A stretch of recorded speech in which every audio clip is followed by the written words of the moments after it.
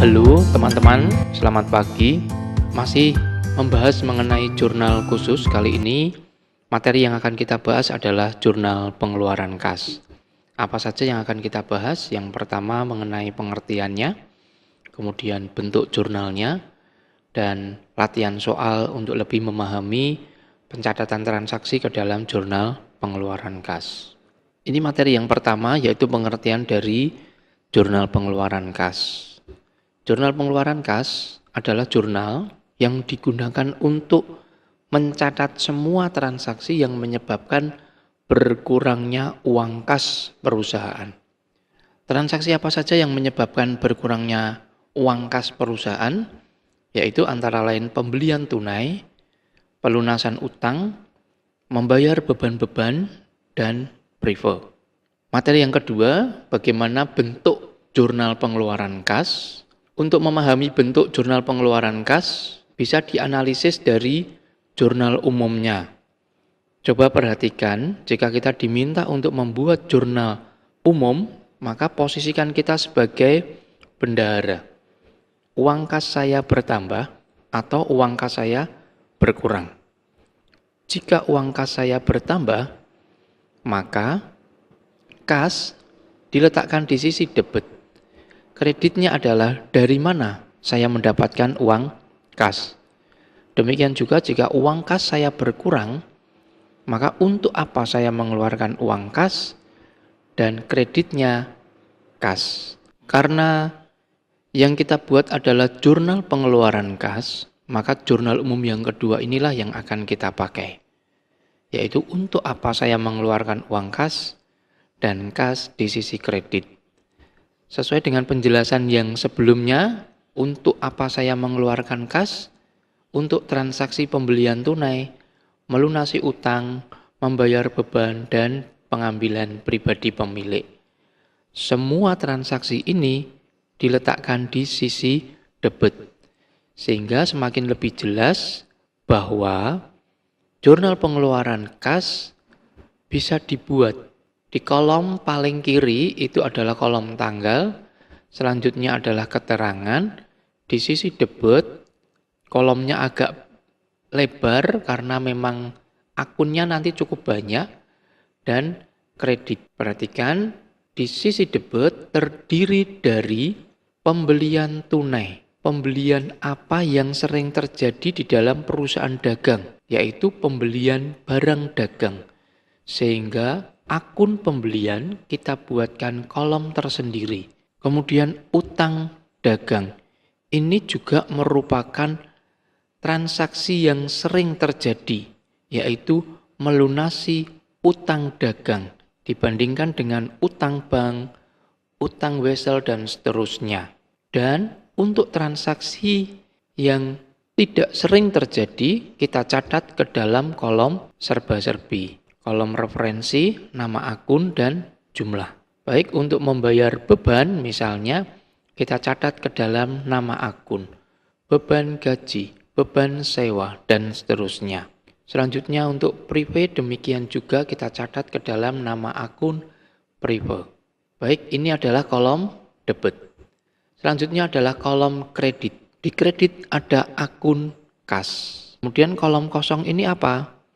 Ini adalah potongan pembelian. Potongan pembelian ini adalah potongan yang kita terima saat kita melunasi utang dagang yang memenuhi syarat pembayaran. Untuk lebih jelasnya, mari kita bahas contoh soal berikut ini. UD Jaya Jakarta selama bulan Maret 2020 terjadi transaksi pengeluaran kas sebagai berikut. Maret tanggal 1 dibeli tunai barang dagang sebanyak 100 unit dari CV Maju Jakarta seharga 1 juta. Bagaimana pencatatan transaksi ini ke dalam jurnal pengeluaran kas? Sekali lagi kita harus tahu bahwa kita perlu menganalisis transaksi ini ke dalam jurnal umumnya terlebih dahulu. Ya, posisi saya sebagai bendahara, saya mengeluarkan uang kas, kasnya letaknya di sisi kredit, perhatikan ini jurnal pengeluaran kas, kasnya di sisi kredit. Debitnya adalah untuk apa saya mengeluarkan uang kas. Perhatikan, di dalam transaksi di atas Saya mengeluarkan uang kas untuk membeli tunai barang dagang. Pembelian tunai barang dagang, maka di sisi debit adalah akun pembelian. Setelah kita tahu analisis transaksinya seperti ini, kemudian kita catat ke dalam jurnal pengeluaran kas. Perhatikan tanggal diisi Maret tanggal 1. Keterangannya diisi nama toko CP Maju Jakarta. Perhatikan analisis transaksinya di sisi debit ada akun pembelian dengan harga 1 juta. Selanjutnya di sisi kredit hanya ada akun kas dengan nilai rupiah yang sama, yaitu 1 juta. Cukup jelas?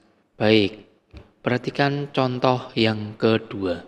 Maret tanggal 2 dibayar sebagian utang kepada UD ABC Solo sebesar 750.000. Untuk memudahkan pencatatan transaksi ke dalam jurnal pengeluaran kas, sekali lagi kita harus menganalisis transaksi.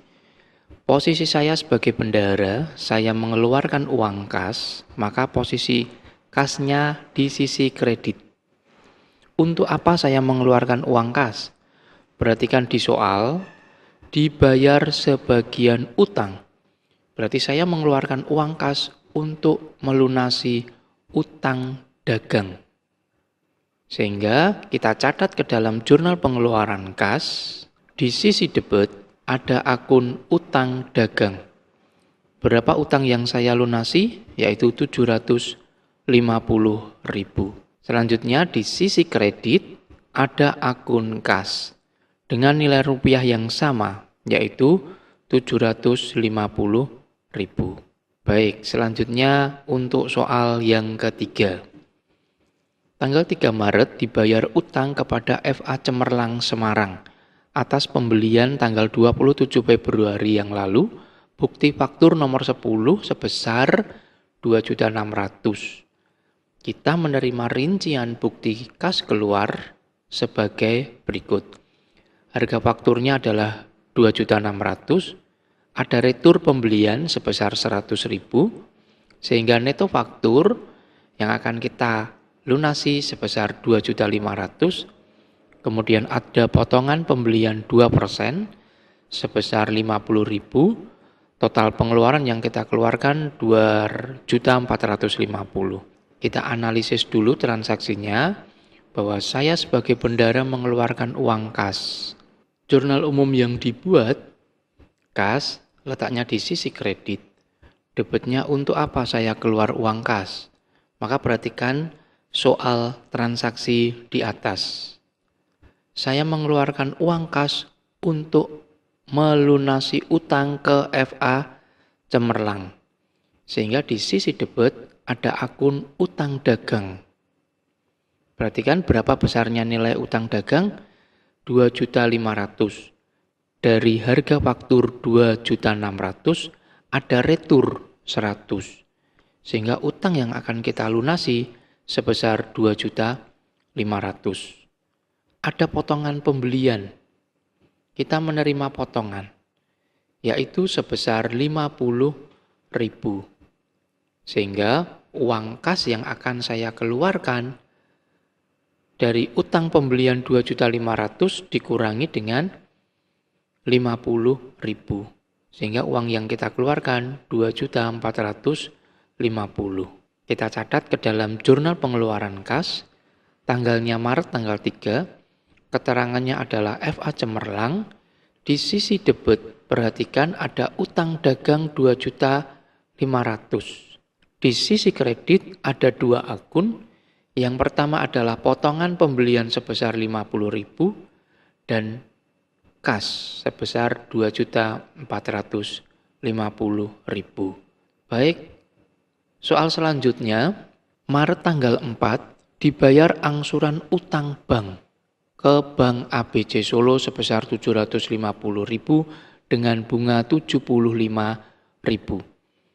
Analisis transaksinya, posisi kita sebagai bendahara, kita mengeluarkan uang kas letaknya di sisi kredit, debitnya untuk apa saya mengeluarkan uang kas? Perhatikan transaksi di atas, saya mengeluarkan uang kas untuk melunasi utang bank atau membayar angsuran utang bank. Utang bank letakkan di sisi debit. Selain itu, kita juga membayar bunga sebesar 75.000. Sehingga di sisi debit saya mengeluarkan uang untuk beban bunga. Baik, kita catat ke dalam jurnal pengeluaran kas.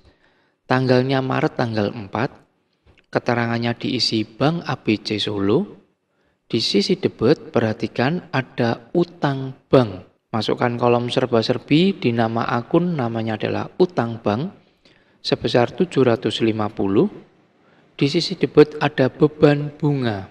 Nilai rupiahnya adalah 75.000 dan di sisi kredit ada akun kas dengan jumlah yang ada di sisi debit yaitu 825.000.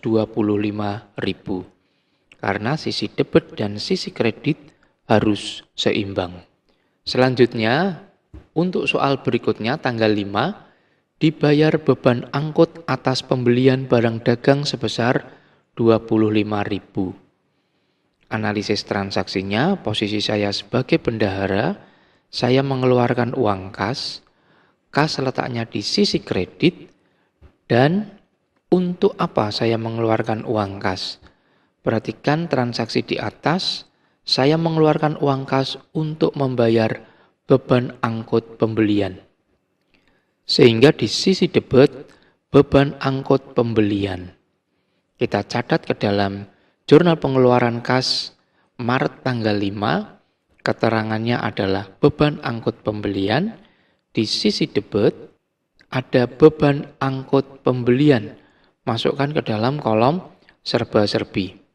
Dengan nilai rupiah sebesar 25.000, selesai. Kemudian di sisi kredit hanya ada satu akun yaitu kas dengan nilai rupiah yang sama yaitu 25.000. Soal selanjutnya Maret tanggal 6 diambil oleh Agus uang tunai untuk keperluan pribadinya sebesar 250.000. Analisis transaksinya, saya sebagai bendahara mengeluarkan uang kas. Kasku letakkan di sisi kredit. Debitnya adalah untuk apa saya mengeluarkan uang kas. Dari transaksi di atas, saya mengeluarkan uang kas untuk keperluan pribadi pemilik, yaitu Prive Agus. Maka kita catat ke dalam jurnal pengeluaran kas, Maret tanggal 6, keterangannya adalah pengambilan pribadi. Perhatikan di sisi debit, Prive Agus. Kita catat ke dalam kolom serba-serbi nama akun Prive Agus dengan nilai rupiah sebesar 250.000. Lalu di sisi kreditnya ada akun kas dengan nilai rupiah yang sama yaitu 250.000.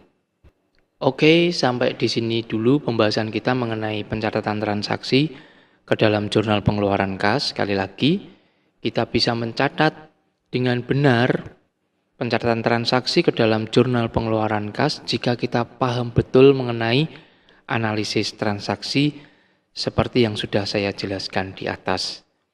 Oke, sampai di sini dulu pembahasan kita. Terima kasih untuk perhatiannya. Belajar lebih menyenangkan dimulai dengan melakukan hal sederhana untuk meraih hasil yang luar biasa. Terima kasih.